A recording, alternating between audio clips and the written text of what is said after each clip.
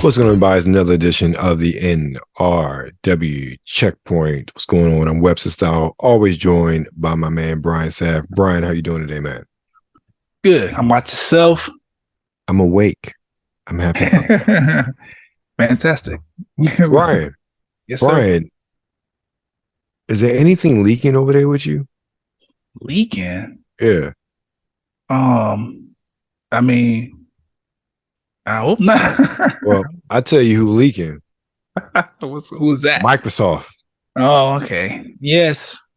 Microsoft, they proverbially gave up the goose with the entire plans for the next 5 years because somebody doesn't know how to upload documents right. Yeah, that's usually the story, right? Yeah, that's the story. I thought it was FTC at first, but it was Microsoft. I would say the biggest news from that is that at least the plans were, who knows how they'll change, was that we were going to get or are going to get revisions of the Series S and X, with the new S having two, well, really three noticeable changes. One, increased storage, and some more modern features, power and all that good stuff. It was going to be a cylinder instead of this rectangular cube thing, but no disk drive, all digital. Really? Yes, really. So kind of like the what is it? The PlayStation? There's a version without a drive on it. Right. Interesting. But they were going to charge the exact same price as the current models that are out. Yes. Okay, that's not well. No, see, this is the thing. I have only problem I have. There's no disk drive, and that's the whole reason for even. Okay, well, let me back up. I am torn because you're getting rid of that disk drive. However, publishers aren't really putting the games on the disc as it is when you buy the disc. Right. So this really massive download that you have from whatever digital store, and this is PlayStation as well as Xbox. True. So I am torn in that regard because they are pushing an all digital sort of situation. So you still have a digital game even if you don't have the disc. I mean, even when you put the disc in.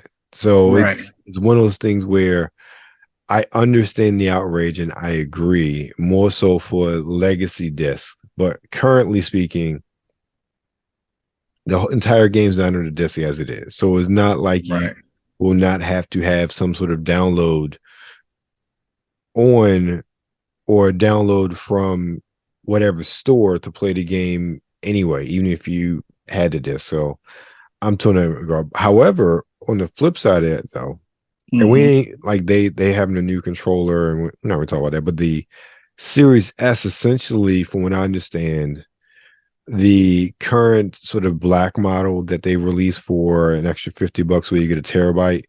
So apparently the revision of the S is going to have a terabyte and some extra bells and whistles, but it's going to say the same price at $299. The Series S really is looking like that's just a winner system for this generation. Yeah. As far as price and everything. And unfortunately, with the way Microsoft's talking, with the way Sony's talking, I don't think we're getting price drops like we are used to when it comes to consoles. And I mean, I guess that would make sense a little bit, given that, when the consoles dropped, we was like in the midst of COVID, so things weren't selling or moving as much as they probably would like. So I would assume that would be the reason. But then at the same time, been noticed a lot of greed going on. Yeah. Price hikes for certain things. We're not going to really talk about it, but yeah, it could just be, let's milk it for what it's worth at this point. Yeah, I agree. I think the latter of that is, again, not saying that it doesn't cost them money to create these consoles, but for the most part, outside of like the main chipsets, all the other parts go down in price. That's just how it is. So it doesn't make any sense why we aren't going to see any significant price drop in, say, year 3 now for these consoles. In year 4, realistically. Yeah. So, we shall see, but they're mitigating the news, and with all the other stuff that came out, we'll see how much of this actually comes true. Right. I feel as though they'll probably just change some things up, just to say, aha, we told you those things weren't set in stone. Everything, which I don't think we really was concerned about that. Nah, we were not. The only thing I was concerned about, two more things before we move on to the games. So, and this is something I've only seen 1 or 2 people cover, and I don't know how much to read into this. Mm-hmm. And again, also this tells how old some of the documentation actually is. So Microsoft had diagrams of their hardware ecosystem. And in their hardware ecosystem, it had diagrams of that mysterious cloud player that they didn't bring out because they did not feel so they can get at a price point that was rational. Mm. And then a handheld. So some have speculated that maybe Microsoft was toying around with either creating a handheld or, say, buying Steam. That was one of the rumors from some of the documents, or one of the ideas for one of the documents that got leaked out. That I find very interesting. I personally would welcome the cloud player, simply because as someone who plays through Game Pass, that would be a great little device to attach to a TV where I don't have a console. Yeah. Also, a great device to take, say, I'm going to, families for the holidays. Instead of taking my whole even though, again, if I own the Series S, it's pretty small and light, but something the size of a Roku or 2 Rokus stuck together, if I think it would probably a better accurate. That's easy, especially if it's plug and play. You just bring a controller, which I have already. When I'm going anyway. Right. That's a device that has always intrigued me, that I am really hoping that they find a way to bring it out to market. That's something, for me at least, I would buy day one, because I just see the real utility of it. Even like business trips, having that, plug it into a TV in a hotel room. Well, I don't know. Hotel Wi-Fi kind of sucks, but still, you see what I'm saying? Like there are benefits there to having a device like that, especially like with the hotel stuff now. A lot more of the hotels are having their own sort of interfaces on there, and their own, like, you can't really share and beam or connect your phones or your computers like well, maybe computers, but at least your phones and beaming like you used to. So it would be nice to maybe have something like that. So I hope they find a way to bring it out. Yeah, I agree. And that's also, I don't know, I was kind of banking on that, because remember there was some news circulating earlier this year about a streaming stick that would come out and pretty much essentially be what you said. And I was very, very interested in that for that reason, or those reasons specifically, and because it would just save me from having to buy like a full Xbox console. I could just get the stick, buy the Game Pass, and then whatever's available there, that's what I'll play. Yeah, but I think that would have been, if they would, I forget how much the Stadia like Founders bundle was or something like that. But I think if they did something like that, like $120 bundle with that, a joystick, and then say like 3 months of Game Pass Ultimate. I mean, that would be, now that's something they could do with this new controller, because this new controller has, like, it's like, one of the things I've read is that this is something that Stadia did with that controller, where it was cloud ready. So basically, it was Bluetooth. You connect it to a console, but also cloud ready as well. So Right. that could be something when they bring out this new controller. It's supposed to have a price point of 70 USD. If they're able to bring that out with that sort of stick as like a bundle for like 120, 150 bucks. Right. And again, the best part of something like that would be a 3 months of Game Pass. Let's just say 3 months. 3 months of, it has to be Ultimate because you need Cloud Play, and you can't do Cloud Play without Game Pass Ultimate. And 3 months of Game Pass Ultimate. That's a compelling deal in my opinion, because Game Pass Ultimate by itself right now is $44.99 if I remember correctly. Okay. So you're talking about, you're talking about $44.99. So let's say 45 bucks plus the 70. So that's 115. Mm-hmm. You pay 120 for it. I mean, you're essentially getting a steak for free. They're subsidizing that. Yeah. So it's, in my mind, it works. But again, I don't know how much that works economically for Xbox. And apparently they couldn't make it work because it's not out yet. Who knows? Things may change. Right. I also saw some information leaked that they want to buy Nintendo, which that's not news though. It's interesting because I'm not interested. I don't want it. No, I don't want it either. That's something that's one I don't want. But earlier, that was one of the things that in FTC documents that it was talked about. They wanted to buy possibly Sega, wanted to buy possibly Nintendo, and a couple other, it was like a chart, and they said that how much they would cost and how much it would be in the best interest. So that's not exactly new. I just think the newer documents, and I haven't gotten to some of those videos yet. The newer documents maybe went more in depth in some of the stuff that was real before, because I know there was I saw something earlier where there was an evaluation of games and even targeting them for Game Pass, and what the overall reception would be and how much money it would cost them to Game Pass. That was interesting, honestly. Speaking of which, not coming out now, it came out last year, but Gotham Knights is coming to Game Pass next month. Really? Yes. I feel like DC, they don't want to let that go. They don't want to let that go just yet. Because I also it's smart. Smart. Yeah, it is. And then because I also saw that they're pushing the show as well. I believe they're bringing it to Max. I think I've seen that somewhere. They did? I thought they canceled that garbage outright, but okay. No, I think they're still trying to work that through. No, just let it go. I'm surprised because the way they culling the herd over there at Max, I'm surprised if they kept that show alive. Yeah. They just wasting money if they want to do that. We'll see.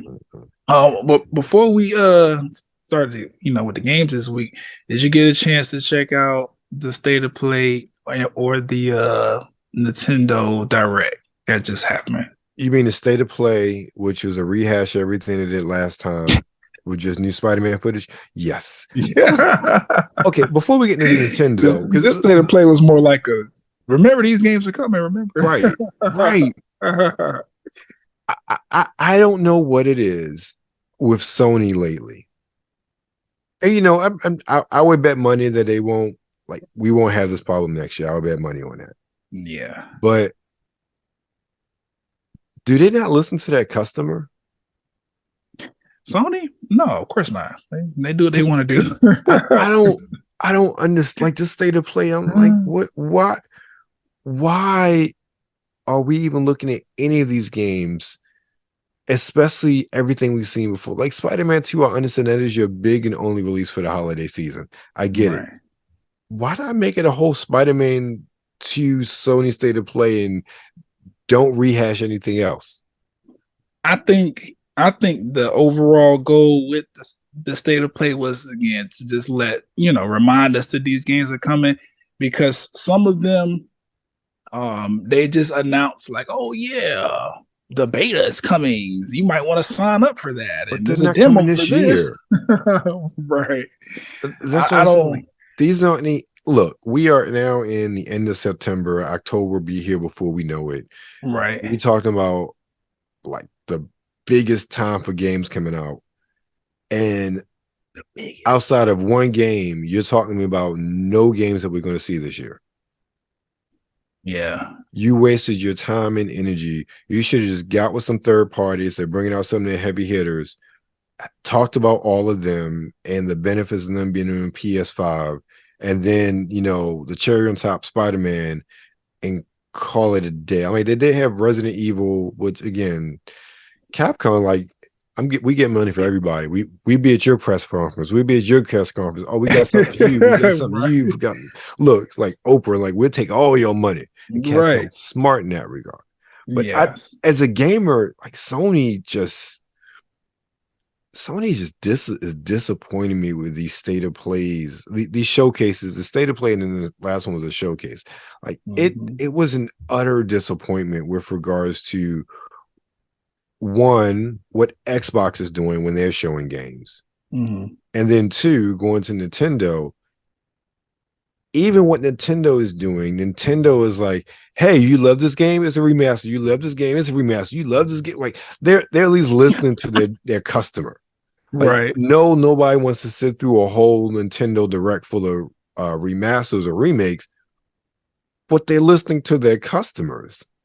And these are the games that their customers have been clamoring for. So it's like, okay, it's what you want. Here you are. Now go buy it. That's what should happen. Yeah. How about you? What are your thoughts?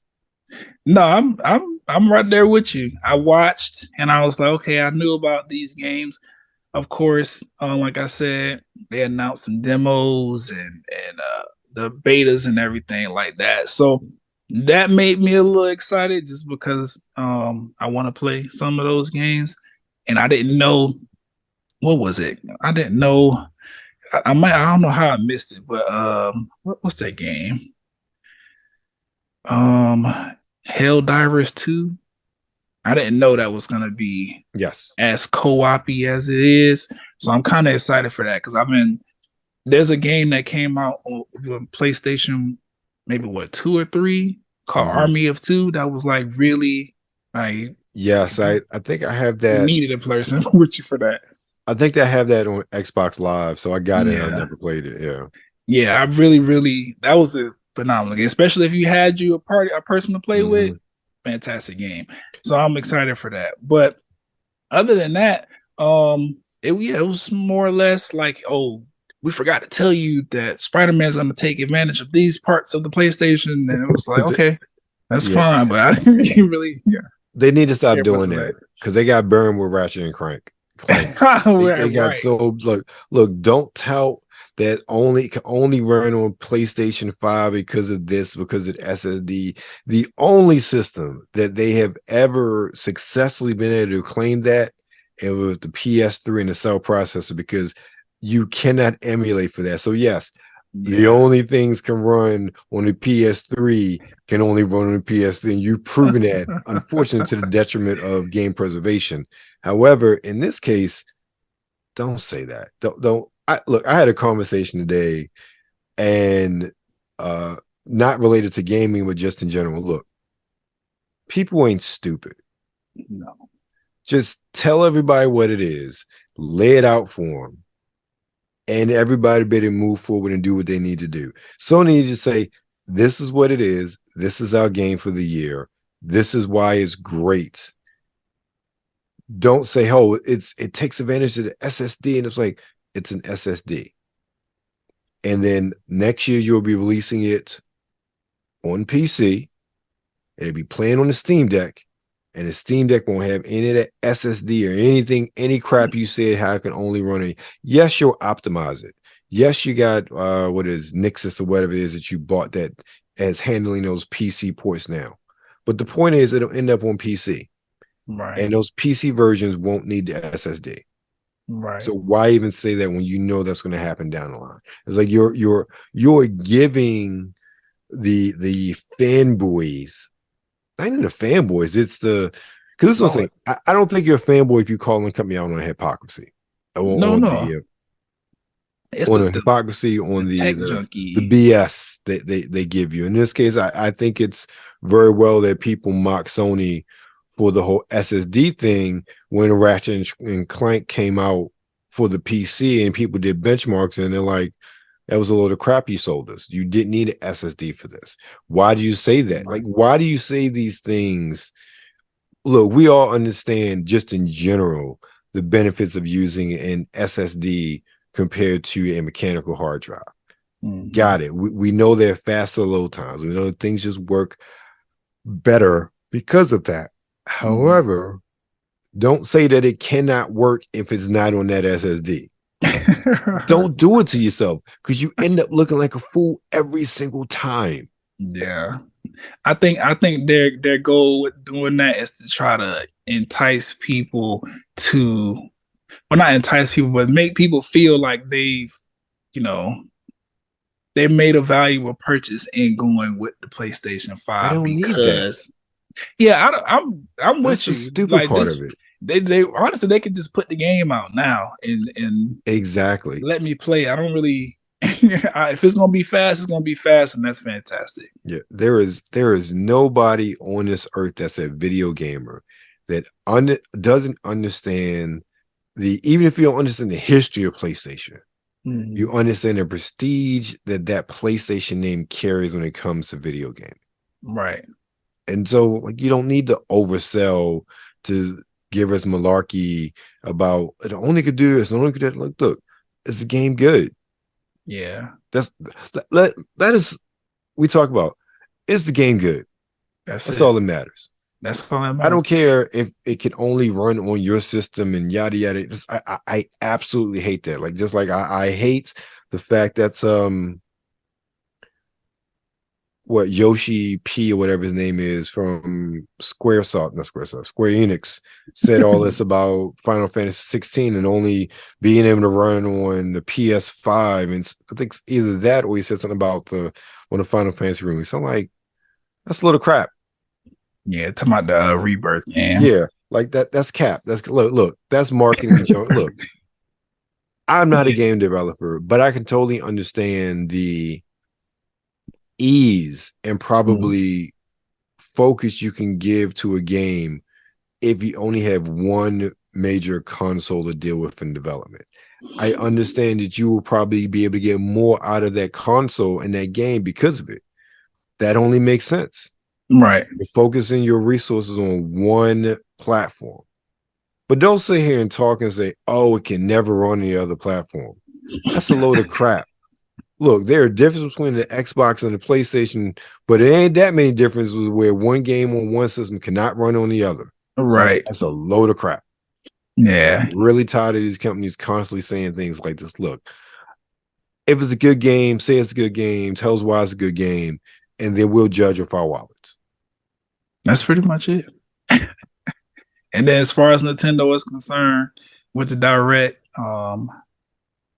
2 games caught me like very, very hard. And I downloaded the demo for that. What is it?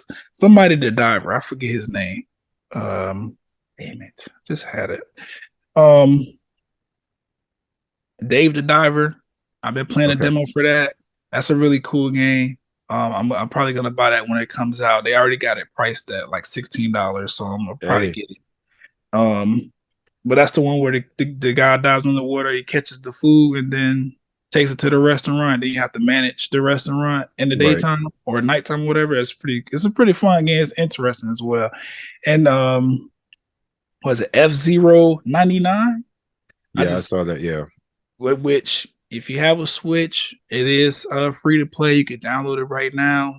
You race up to 99 different people who decide to join your server or whatever the online thing is, and see who can come in first place. It's really dope because F-Zero is like that's it's a classic. Interesting battle royale sort of thing, right? It's a battle royale racer, but it's fun though. I played a few rounds. It's fun. I'm gonna have to check that out. Yeah, definitely. But what's ladies and gentlemen, this week? It's been a lot of gaming news in the past couple of days, and we haven't gotten to the game yet. A lot. Let's talk about first up this week, Gloomhaven on the PS4, 5, Xbox One, SX, PC, and Switch. It's a strategy game from Saber Interactive, as the Yes, Saber Interactive as the developer and Twin Sales Interactive as the publisher. Lead your band of mercenaries in the land of Gloomhaven. Work with unsavory individuals, shape the fate of the region, fight your way through horrific places, and get rich or die trying. Sounds like a song reference here. In this ruthless tactical RPG, and we are watching the trailer for that one. So this is actually just making its way to consoles, and originally dropped on PC back in the before times of 2019. Yes. Before times. BC, before COVID. Yes, basically. So next up is it's a packed week and a Game Pass heavy week. Well, I'm gonna say Game Pass heavy. Yeah, Game Pass heavy, because like 3 of the lists are all dropping on Game Pass day one. Right. First of which is Lies of P on a PS4, 5, Xbox One S, XPC, and Mac. It's dropping on Game Pass. It's an action game called NeoWiz. Action game from NeoWiz as the developer and publisher. Lies of P is a thrilling Souls-like that takes the story of Pinocchio and turns it on its head and sets it against the darkly elegant backdrop of the Belle Europe era. I know I'm saying it wrong, but it's all good. You are a puppet created by Geppetto, who's caught in a web of lies with unimaginable monsters and untrustworthy figures standing between you and the events that have befallen the world of Lies of P. Now, this is one, like, I am not like, well, let me back up. Microsoft, Xbox have been hyping this one up for a while. The trailer for this, I was about to say, the demo for this came out a while ago. I was about to say, didn't we discuss this before? Yeah, we have. It's been a long time coming as far as coming out, but it's finally coming out this week. Actually, it's out already. I tried to play it earlier through Cloud+Play. Okay, but yeah, it was like, yeah, it'd be 10 minutes. I'm like, oh, that means people playing it. I won't be playing it tonight. But I've seen nothing but good reviews about this game, and I am not a sort of Souls-like person, but I'm like, hey, it's on Game Pass. I give it a try. Right. Yeah, okay. We're all watching the trailer for this as well. Cool. But I will say, I like this is one of the things I've loved about video games. I've really loved how they have been able to take, and we've seen instances of this a lot in the past couple of years, stories that we know, and kind of take them and subvert them and tell them in new ways in the video game format. And this is, we see so many different versions of Pinocchio. What we saw, this year or last year? Yeah, last year. And there are countless versions of Pinocchio. This is just one of those stories that now having this in a Souls-like where you have all these, you're defeating all these puppet monsters that have invaded. It's such an interesting take on the story that we all know. So that's one of the things that got not even the gameplay. It's like, that just sounds interesting. Like, I want to see what this game is like simply because of that. I agree. I like when like you said, stories that have been around for a long time, they are reimagined in different ways. In this case, it'll be a video game. So right, that's pretty dope. Speaking of reimaginings, next up, Mortal Kombat 1 on the PS5, Xbox Series X, S, and Switch. It's a fighting game from NetherRealm as a developer and publisher Warner Brothers Studios. Discover reborn Mortal Kombat universe created by the Fire God Liu Kang. Mortal Kombat 1 ushers in a new era of the iconic franchise with a new fighting system, game modes, and fatalities. Let me stop for a second. Ladies and gentlemen, I have not played this game. However, I've watched enough videos to know, do not buy it on the Switch. And I'm glad you said that. Not $70, really? Right. And it's been an incredible amount of discourse happening because people are like, oh my God, look at this, the graphics and the frame rates and all that. Like, we do understand this is the Nintendo Switch, right? But it's $70. That's right. The problem. And that's what I'm saying. Like, obviously they put this game on Nintendo Switch to just generate a couple extra dollars, give people an opportunity to take it on the road, give your kids opportunity to play who you're not comfortable with buying a PlayStation or Xbox for. It's not for you to like really delve into the game, and you know what I'm saying? Like it's literally just for people who want to play. I don't even have crossplay on it. Like it's literally just for people who want to play and happen to have a Nintendo Switch that, you know, does all the things Nintendo Switch does. Why this comparison is crazy to me. Yeah, I feel you, but this is where I say that there are times where, and I don't know who either to blame the publisher or the developer, but I'm gonna blame the publisher in this case, where they treat us like fools. Yeah, it should be 70. Well, yeah. First of all, there's no way that game should be $70. That is an absolute slap in the face of the consumers.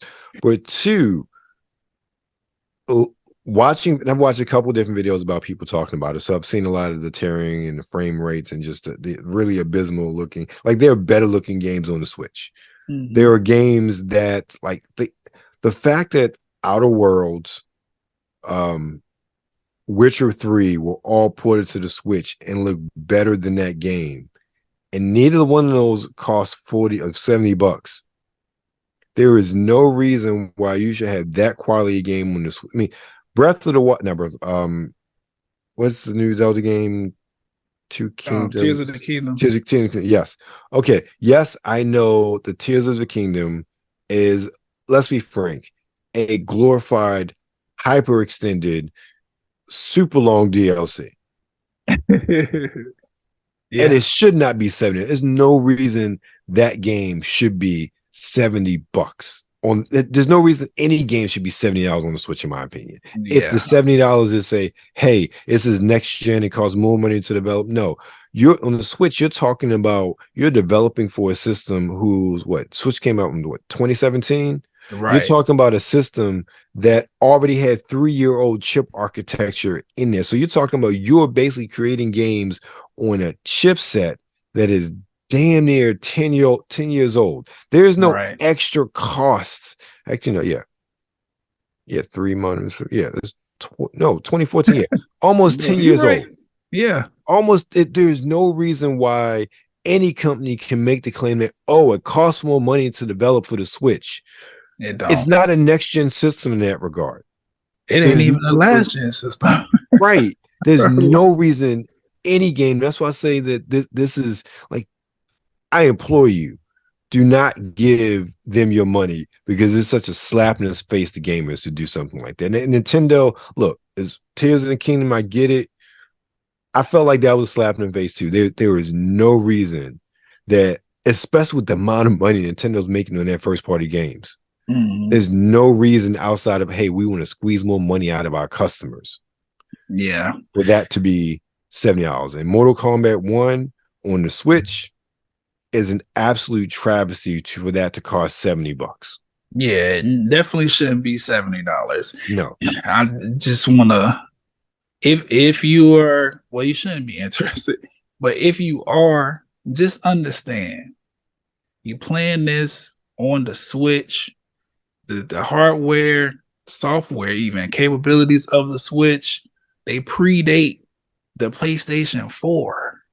It might maybe even 3, and all the Xbox of those that equivalent generation. Like, this is not this. You're not gonna get PS5 and Xbox Series graphics out of this. And if you did, then we would have questions for the developers and the publishers as to why this game looks the same on a Switch and a PlayStation 5. Like, just understand it's a difference, not $70 difference. It's just not worth that. It's too much. Mm-hmm. But, you know, I can understand just from the simple fact that I have a Switch and I have a PlayStation 5. Obviously, I will buy Mortal Kombat on my PlayStation 5. And if I love the game that much, I want to travel and play with it, because I don't take my PlayStation out of the house. It's just not happening. If I want to do that, then sure, I'll get it on the Switch, but I'm not paying the 70. We're not going. I wouldn't even pay 50. I need this game to make sense for me. Otherwise, I could just play one of the other mini Switch games that look great on the console and just do that. But I don't know. It was just weird to me. People were, I guess the stark differences, like they didn't expect it to look that bad. But then I'm like, this happened with games before. Like it's ported from better consoles and it looked trash. Like this happened before. It was just shocking to me that people were shocked that that they was gonna make this kind of move. Like, well, how do you think capitalism works? They're never gonna be fair towards the consumer. It's literally, we're gonna make as much money off of this as possible, and who cares? I'll say this, ladies and gentlemen, if you really want to play Mortal Kombat on the go, just get Mortal Kombat 11 Aftermath. Yeah, I mean, and it's not $70 right now. Right. I think it's like 45 or something like that. I just looked it up. Something like that. Because this is what I feel about this game. It is, they say, oh, it's it has all the same features and this and that. Well, what real incentive do you get from playing the new game on your Switch outside of, if you just, this is the way I feel about it, and correct me if I'm wrong. Mm-hmm. And maybe this is my viewpoint of handheld gaming, since there's a Switch, but it's not mine, so I don't really play it like that. Right. But even when I was handheld gaming, I never looked at handheld gaming as I am going to start this. Like, that's not my main gaming system. No. So in this, and I know the Switch is a bit different because it's a Switch, but I'm not looking at any.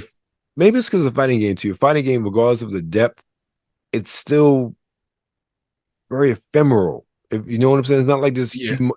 It's not like you're buying. It's not like we're talking about a release of Baldur's Gate 3, to use that example, on the Switch, where you have this intensive, in-depth game that's hours and hours long. No, we're talking about Mortal Kombat 1. Mm-hmm. It's not this deep, intensive game. It's again, no disrespect to fighting games, but it's a fighting game.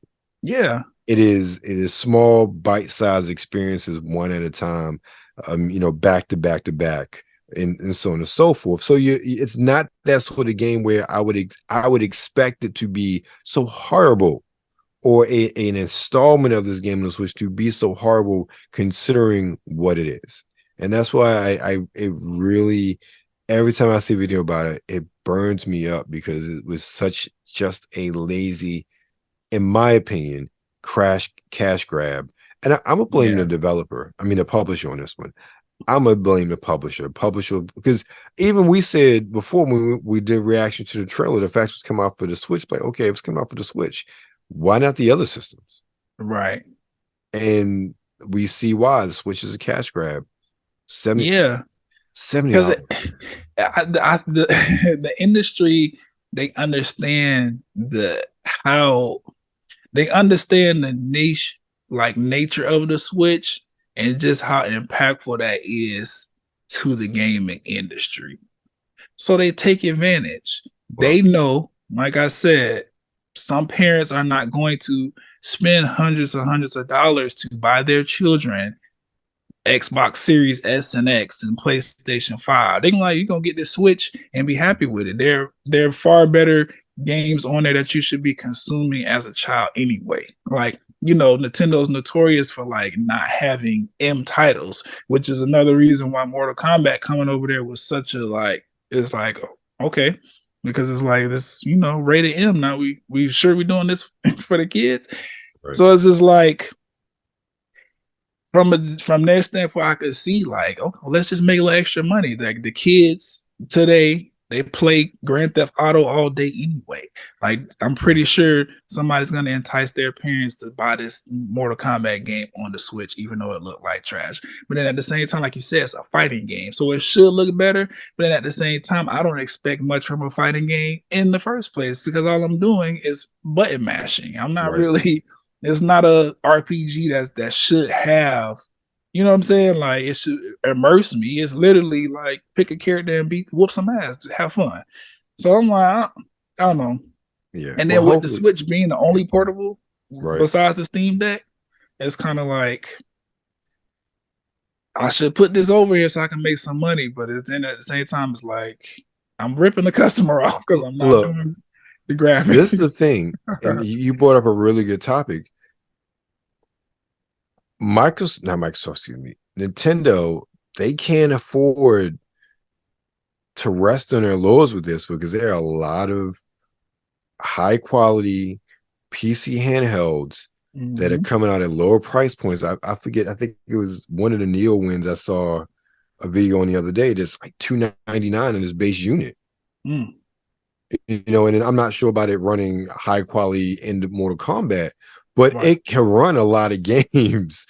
And something like that, I was like, oh, that's pretty cool, especially for a $299 price point. I'm not expecting to sit here and run Spider-Man on it. That's you know, something like that. But I'm thinking for me, there are a whole bunch of Xbox games I own that are play anywhere titles. So I already own a bunch of games I can play on my PC. True. Or a PC handheld. Is for those of us that don't need a Nintendo title on a handheld, Nintendo could have some serious competition as we go forward in that handheld market with a lot of these PCs. And that's a good thing in my opinion. Now think about it, because that way things like that, this Mortal Kombat 1, they won't fly. That was also one of the things I liked. I wasn't I understand how cool the Vita was and the PSP was. And even though they sold well enough, obviously not enough for Sony, it forced Nintendo to innovate. Not saying Nintendo doesn't innovate, but when there's another major competitor in the space, companies act different. Yeah, they turn up when there's somebody else on the That's court. a great way of putting it. They turn up. Nintendo's turned up, but what would it be like if Sony had a reasonable handheld out still on the market? That's why we go back to this damn portal. Like it should have been more than what it is. Yeah. And I would even venture to say that because of the Steam Deck, that is why Nintendo is being so careless with the leaks and information coming out about the next Switch, because they try to make a statement like, I think they do feel like competition breathing down their neck, not just in the Steam Deck, but all of those gaming handhelds, especially as they become cheaper and cheaper, and not just that, more readily available. Because you remember back, like even a couple of years ago, with all of the GPD stuff, and only the geekiest of us knew about that. Right. The fact that you can go into Best Buy and put your hands on a ROG Ally now, that says a whole lot from where we were compared to where we are. And then with that Lenovo Legion, which, I mean, that's a beast of a machine right there. And that is not for everybody when it comes to price points, but it shows like those are literally the high-end consumer models of those handheld gaming PCs, but there are lots below that. And a lot of those machines are becoming more and more well-known by the general public. Right. True. So, but that's it for Mortal Kombat 1. Let's go to another game that's coming out, dropping day one on Game Pass. Party Animals on the Xbox One, SX, and PC. It's a party game. It's called Party Animals. I expect to be a party game. It's from Recreate Games as the developer. Oh, excuse me. Bless you. And Source Technology as the publisher. Fight your friends as puppies, kittens, and other fuzzy creatures and party animals. Hard out with your friends both online and offline. Interact with the world under our realistic physics engine. Did I mention puppies? Now, mind you, I'm pretty sure those aren't the puppies that most of us on the video come to mind when you say puppies, especially Kuya. He know exactly what I'm talking about. This is a game too that Microsoft has showed off for a while is coming to Game Pass. I want to say as early as last year in their summer game showcase, if I remember correctly. I feel like this has been coming for a while. I think it's one of those things, much like Life of P, pandemic and the results of that just pushed everything back. We're not watching the trailer. It's a party game, and you play as puppies, kittens, and fuzzy creatures. Other fuzzy creatures. I don't think there's really too much else we need to talk about. What you think, Brian? Nah, I mean, I feel like if you've seen all of the party games that are on Nintendo, if you've seen what's the other one? Yeah, Fall Guys. You have an understanding of what this is. Yep. It's just the Xbox PC Microsoft version. Yep. Game Pass love the kids. Apparently so. All right. Next up is a game we reacted to a little while ago, and it's Days of Doom on the PS4, 5, Xbox One SX, Switch, and PC. Strategy game from developer Sneaky Box and publisher Atari. The apocalypse wasn't the end of the world, just the one we knew. Enter the Days of Doom, a post-apocalyptic tactical RPG roguelite. It's light, not like, okay. That challenges players to reach Sanctuary, a place of promise and respite in a world of colorful chaos. Starting with a small cast of survivors, you'll chart a path to reach your ultimate destination, encountering threats including zombies, raiders, and even zombie raiders. Along the way, you will need to recruit a ragtag band of heroes to protect your community and fight your way forward. Okay. So we watched the trailer for this a couple weeks ago. You'll find that here on Nerds Rule the World in the gaming section. We both, right now, both pretty high on it. It looked very interesting and very unique, especially utilizing that strategy RPG aspect. We were very curious, if I remember correctly, Brian, how the roguelike elements are really going to play out in this game, considering the strategy. Right. Which I'm assuming still going to be great. So, looking forward to it. All right. And last this week is another big release, and it's also dropping day one into Game Pass, and that is Payday 3 on a PS5, Xbox Series S, X, and PC. It's a shooter from Starbreeze as a developer and publisher Koch Media. Payday 3 is the much anticipated sequel to one of the most popular co-op shooters ever. Since its release, Payday players have been, reveling in the thrill of a perfectly planned and executed heist. That's what makes Payday 3 a high-octane co-op first-person shooter experience without equal. Step out of retirement back into a life of crime in the shoes of the Payday gang, the envy of their peers, and the nightmare of law enforcement wherever they go. 7 years after the crew's reign of terror over Washington, D.C. has ended, they assemble once again to deal with the threat that roused them out of early retirement. So, Brian, have you played any of the Payday games? Yes, I played Payday 2, and I am going to be getting Payday 3 because I have a ragtag team that wants to go on in there and try to steal some stuff. So I'm looking forward to this one.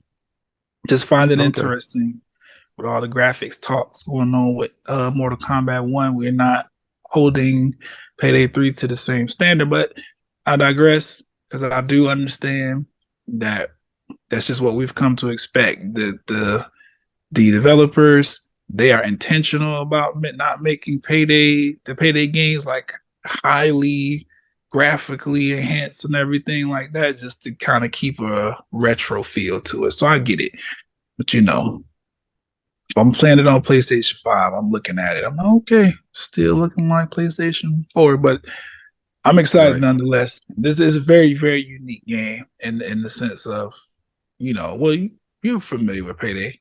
Yeah, I'm familiar. I've never played it, but I'm definitely familiar. So I definitely understand what you're saying. I think that was one of probably the only criticism I heard when the game was announced and people were just talking about the graphics, how at least from the trailers and everything, which we're going to be watching a trailer a little bit later, that they did not see a real bump from last generation and this generation. So yeah, but seeing a video on YouTube is not the same as playing a game on your television. Agreed. But if you play Payday 2 looked like Payday 2 look like it's like one generation above N64 GoldenEye. Like that's how the graphics look. It's like they still got box hands. I don't know if am I supposed to be playing it on this or the Switch, but still a fun game. It's very, very unique and it's hard too. That's one thing. There's a difficulty there that is like, wow, okay, I see why people like this. Because one false move and the whole SWAT team is on your ass and you're really fighting for your life to get out. There's the revive mechanic is very like, you got to be skilled in order to pull it off. Right. It's a very like you said, high octane game. Understood. All right. Well, let's get into our trailers. First up is Lies of P. I keep wanting to say Lives of P. And I think I said that earlier in the description, but it's lies as in Pinocchio lying to everyone and it's growing. Let's check it out. Lies of P. Yes. How many lies would you tell? How many enemies would you face? How many battles would you endure?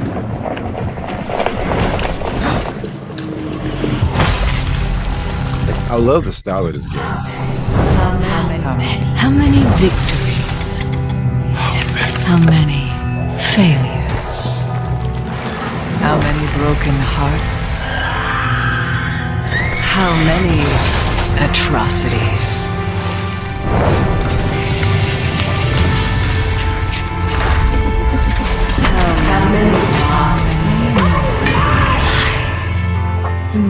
How many lies would you tell? To be human? A lot. And apparently, like the lies, like the dialogue system in Tree, like if you can tell lies and that'll end up having an effect on your body at some point in time. And I don't some of the previews that I watched about it, they didn't want to give away how that could impact your body. But I'm like, okay, that's still, regardless if I know how, the fact that it happens is cool, which makes that's really dope. A whole lot of sense considering it's Pinocchio. Right.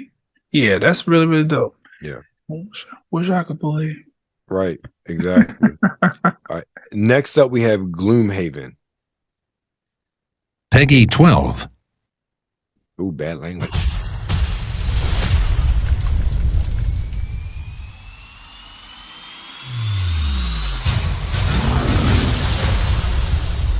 Ooh, this is neat.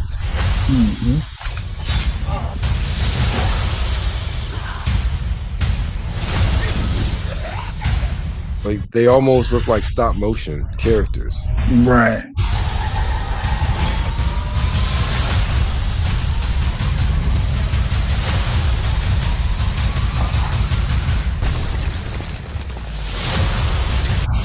I don't know how I feel about like the scaling on this game though.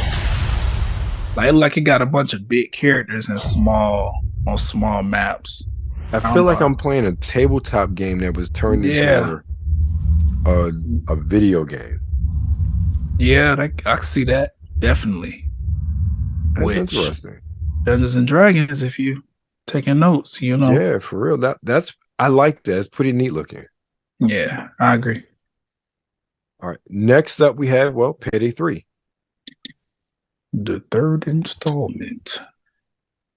Okay, so here's the deal. The components are kept in high security cooling containers somewhere in the storage yard. The clock starts ticking as soon as the components are out in the open. So you need to haul ass to the transport. Take too long. Is that not him? Ready to lose value. Now, do what you need to do to get ready. I'll see you on the side. Well, graphically, it does seem like a step up from Payday 2. It does.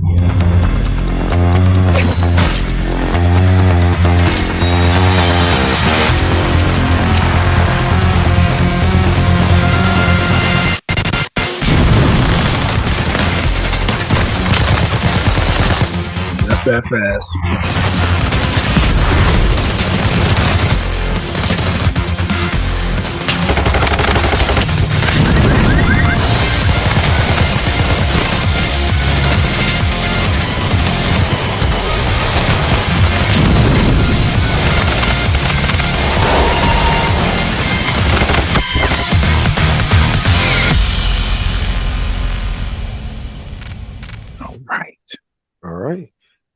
that looks pretty cool. Like I said, I might check that out since it's on Game Pass.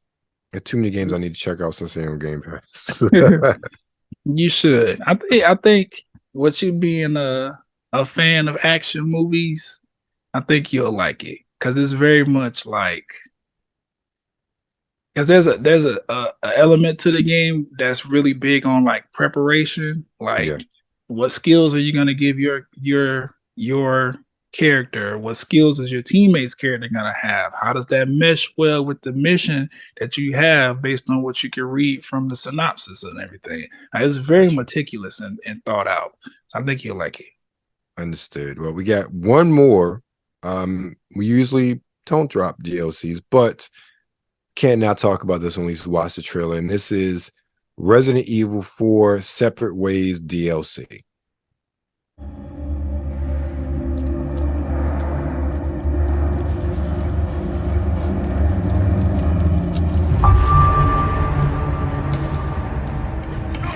This is Condor 1. President's daughter, Baby Eagle. It's likely she's in this village. I'm seeing increased movement from Los Eliminados. Don't get careless. Copy. Ada out. What terrible actions will be done in its name, and who will pay its dark cost? Find Lewis. Fetch me the amber. Have you changed, Ada? Or are you just trying to use me again? Because in this world, someone always pays. There's someone who needs my help. Best not to ask who or why. It's what I researched for all these years, Ada. And I see the symptoms already showing in your eyes. That was the part that was like, oh, for me. Right. She got it. Did she finally get it? Seems like it. Yeah. All right. Well, that's it for our games for the week. Brian, what's going on with you this week, man? I'm about to prepare another episode of the Talk+Play blerdcast for all those people who like to blurt out with me about the things that we're interested in. It's been some things happening in headlines, regular old gossip stuff. Definitely gonna cover the other games from the State of Play and Nintendo Direct that I found interesting based, what I saw. A bunch of new music has come out that I want to give my opinions on. And I haven't been watching too much TV, but I did start back. Well, I didn't start back. I'm rewatching Inuyasha because I missed a bunch of episodes when it was first airing. So I'm starting that from the beginning so that I could watch this new spinoff about the kids of, the characters from Inuyasha. Okay. Oh, I didn't know they had a spinoff. Okay. Yeah, it looks pretty good too. So that's why I was like, okay, let me just watch it from the beginning and see what I got. Is that playing on Crunchyroll? Yes, I believe. Yes, it's on Crunchyroll. I believe it's on Hulu as well. Okay, all right. Yeah. Oh, because as someone I know who loves Inuyasha, so they will be very excited to know there's a spinoff with the kids. Yeah. Especially on a service that we pay for. Right. I believe Kagome and Inuyasha, they have a daughter. Okay. And there's some other, notable characters from the series that had offspring. So they teaming up to try to. I don't know what they're looking for. I haven't watched the show yet, but still. Okay. Cool. But yeah, that's pretty much it. What about you? I just dropped 163 of the Soterian Geek podcast by WebsterStyle, the Signature Scent, talking about Solar Ash, which we talked about last week. Also, my interview with Kabria Thomas, who is the owner and perfumer from My Signature Scent. Signature Scents by Hand. My Signature Scents is a totally different company, but the Signature Scents by Hand. She's based out of Brooklyn, New York. My interview with her is there, and also I reviewed Violet by Sketch by Violet, which caught me by surprise how much I really liked it. So that's dropped, and then also before that, and it's on WebsterStyle. You also see the Nurse War, my walkthrough impressions of Sea of Stars, and then there are a couple of things coming up this week. We got an unboxing with the September Basil and Sage box, which I'm literally just got today, and you'll start seeing stuff on it over the next couple of days. Of course, by the time this comes out, it'll probably be up already, but you'll see it all over social media and everything as far as that is concerned. But this has been another edition of the NRW Checkpoint. Make sure you stay with Nerds Rule the World for all of your nerdy sort of fair video games, interviews, comic books, movies, you name it, it's here at Nerds Rule the World. Make sure you follow us on Twitter at the NRW, on Instagram at Nerds Rule the World. It's gonna be New Release Wednesday, not Nerds Rule the World. We need to get that tag as well. And of course, you're currently on YouTube, so make sure you like, share, and subscribe.